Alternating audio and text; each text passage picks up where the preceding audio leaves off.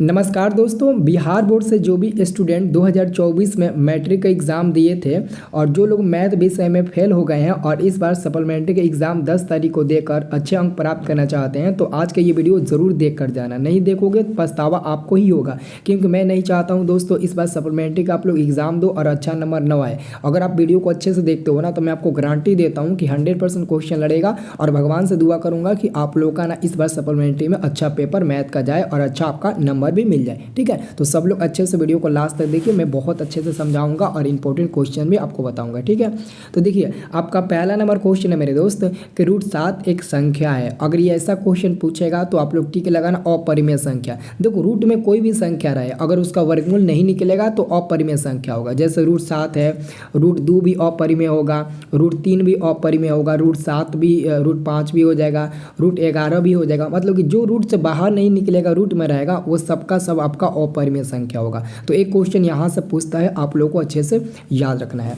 अब आप लोगों का अगला क्वेश्चन है, अगला क्वेश्चन दूसरा नंबर है। ये क्वेश्चन है दो परिमेय संख्याओं के बीच कितनी परिमेय संख्या हो सकती है। दो परिमेय संख्याओं के बीच कितनी परिमेय संख्या हो सकती है। अगर ये क्वेश्चन पूछेगा तो आप लोग अनंत पर टिक लगा देना। अनंत मतलब कि इनफाइनाइट, तो आप लोग डी नंबर पर टिक लगाना, अनंत आपका सही उत्तर हो जाएगा।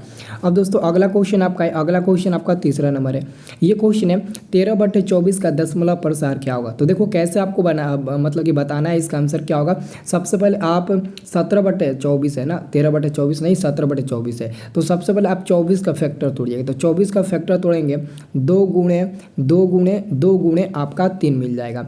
2 दूना 4, 4 दूना 8, 8 3 का 24। तो 17/2 का पावर 3 हो जाएगा और गुणे 3 का पावर 1 हो जाएगा। तो दोस्तों आपका आंसर ये क्या होगा, अशांत होगा, अशांत आवर्ती होगा। क्यों होगा, क्योंकि दोस्तों अगर आपका नीचे में 2 और 5 आएगा तब शांत होगा, लेकिन 2 और 5 के अलावा कोई भी अंक आ जाए ना तो अशांत होगा। तो देखो नीचे वाला फैक्टर तोड़े हैं तो 2 तो है ठीक है, लेकिन 5 नहीं है, 5 की जगह पर 3 है, तो 3 नहीं होना चाहिए, इसलिए हमारा अशांत हो जाएगा।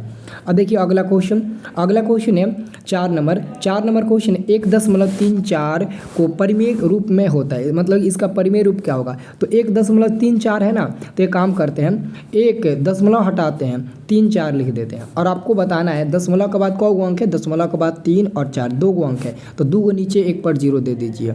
अब इसको कटाइए तो 2 से कट जाएगा ये 6 और 7 बार में 67 बार में, और 100 कट जाएगा 2 से 50 बार में। तो ये कटा है तो 67 ऊपर मिल जाएगा और 50 आप लोगों का नीचे मिल जाएगा। तो 67/50 सी नंबर वाला आप लोगों का सही उत्तर मिल जाएगा। अच्छे से आप लोग नोट करिए। ओके, अब अगला क्वेश्चन देखो, क्वेश्चन आपका यही नहीं आएगा, लेकिन मैं आपको इतना ज़रूर बताता हूँ मेरे दोस्त कि आप लोग ईमानदारी से आंसर टिक लगाइएगा। ऐसे मतलब क्वेश्चन ज़रूर आएगा। जैसे कि मैं बता रहा हूँ 1440, कहीं 1240 दे दे, कहीं 1140 दे दे, तो आपको बताना है कैसे। देखो 2 का आपको अधिकतम घातांक बताना है, तो सबसे पहले 1440 का आप लोग ऐसे फैक्टर तोड़ लेना। फैक्टर तोड़ने सबको आता होगा, रफ कॉपी में तोड़ लेना। 2 से कटाना, 7 बार में कट जाएगा, फिर ये आपका 2 बार में, फिर 0, 7 से 20 बार में कट जाएगा। फिर ये 2 से कट जाएगा कितना बार में, 2 3 6, 2 6 12 और 0, 360 बार में। फिर ये 2 से कट जाएगा कितना बार में, 1 8 और 0 बार में। फिर ये दोस्तों 2 से कट जाएगा कितना बार में, 2 9 18, फिर 0।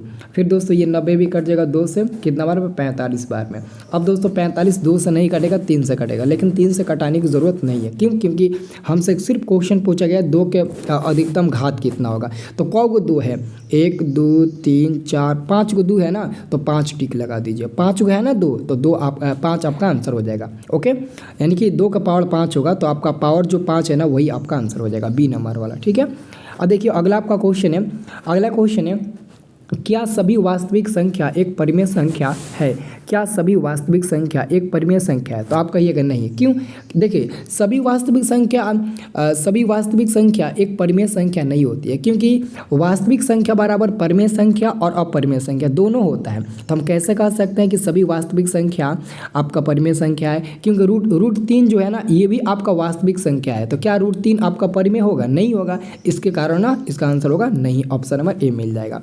अब दोस्तों अगला क्वेश्चन देखिए, अगला क्वेश्चन है 26 और 91 का महत्तम समवर्तक। यानी कि आप लोग बचपन में जिस तरीके से भी मौसा निकालना चाहते थे ना, मतलब निकालते थे उसी मीडियम से और उसी मेथड से आप इसका आंसर निकाल सकते हो। जैसे 26 है तो 26 और 91 का मौसा निकालते हैं, देख लीजिए।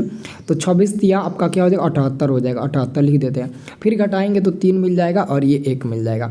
फिर यहाँ पर 26 मिल जाएगा, तो अब कितना बार में कट जाएगा, 13 दूने के 26, 2 बार में कट जाएगा, तो कट गया ना। तो ये जो आपका दिख रहा है ना 13, यही 13 आपका महत्तम हो जाएगा। तो आंसर आपका 7 का ए नंबर मिल जाएगा। ठीक है, अब देखिए अगला क्वेश्चन। अगला क्वेश्चन है निम्नलिखित में कौन अभाज्य संख्या है। देखिए अभाज्य संख्या वह होता है जो किसी भी अंक से ना कटे। जैसे कि 8 आपका 2 से कट जाएगा, नहीं होगा। 9 3 से कट जाएगा, ये भी नहीं होगा। 15 3 से कट जाएगा, ये भी नहीं होगा। लेकिन 11 कुछ से नहीं कटेगा। अगर किसी भी चीज़ से नहीं कटेगा तो यही आपका उत्तर हो जाएगा, इसे याद रखना।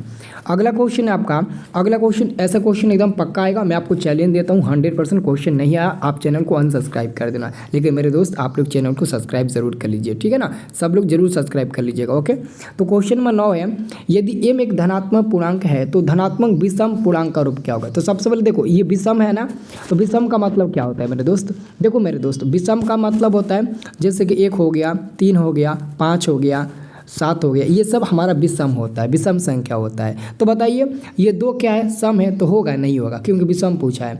4 आपका सम है, होगा नहीं होगा। और बताइए 1 क्या है, तो 1 मेरे दोस्त आपका विषम है, तो आपका सी नंबर वाला आंसर हो जाएगा। ऐसा भी आप पहचानिएगा, ठीक है ना। देखो ज़्यादा आपको झमेला नहीं लेना है क्योंकि ऑलरेडी एक बार आप लोग मैथ में फेल हो चुके हो, और मैं भगवान से को विनती करता हूँ कि दोबारा आप लोग ऐसा मतलब कि आप लोग के साथ ना हो, ठीक है ना। इसलिए मैं आपको ना बहुत ज़बरदस्त तरीके से आपको बता देते हैं।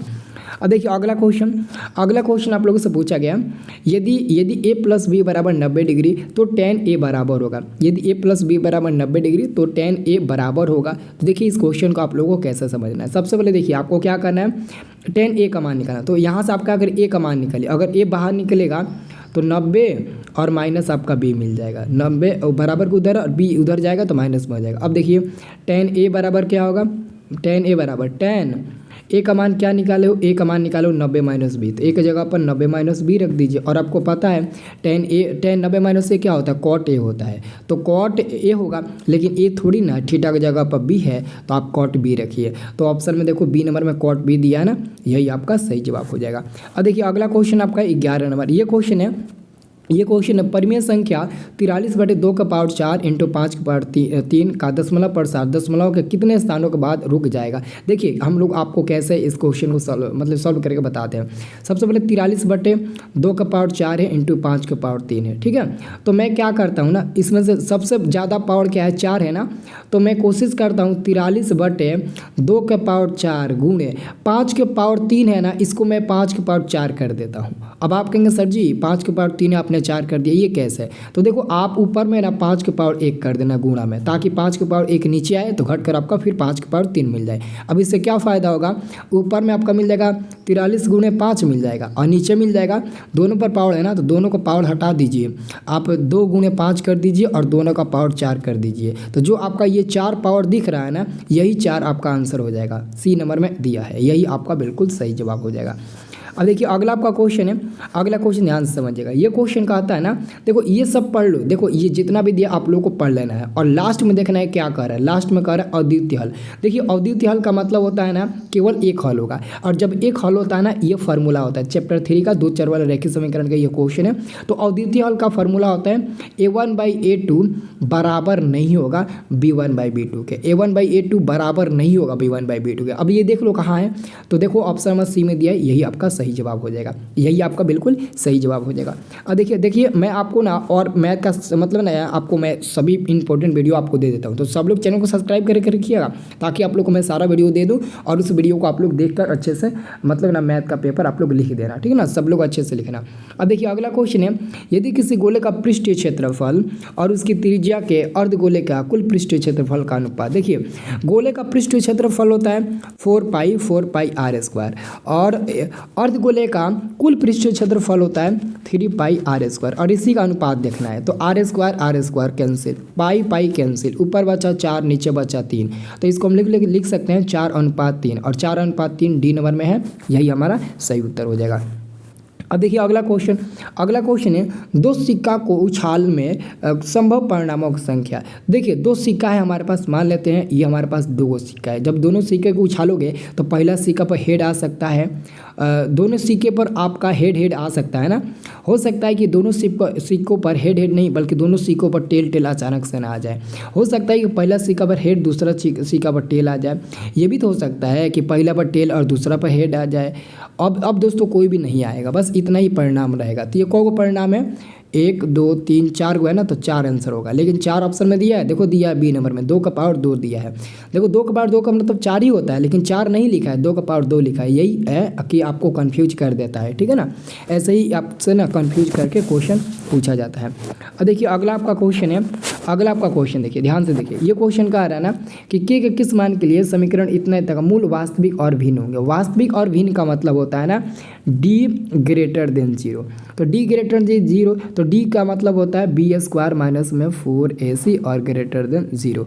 तो बी का मान देखिए, बी का मान यहाँ से 6 निकालिएगा तो 6 का स्क्वायर 36 हो जाएगा, माइनस 4 गुणे ए का मान यहाँ से आपका 1 मिल जाएगा और सी का मान आपका के मिल जाएगा और लेस देन ग्रेटर देन 0।